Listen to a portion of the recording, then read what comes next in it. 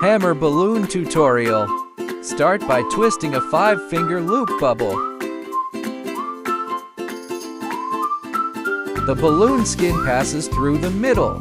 Next, twist a 2-finger single bubble, a 5-finger loop bubble.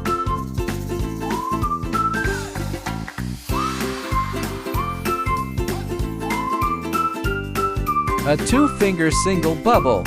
Next, another 2-finger ring bubble.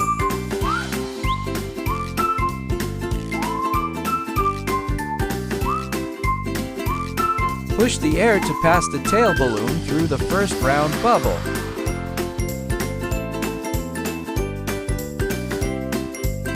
Then thread through the second part.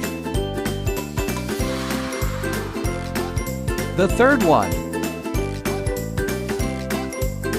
Adjust the balloon into shape, and your hammer is complete.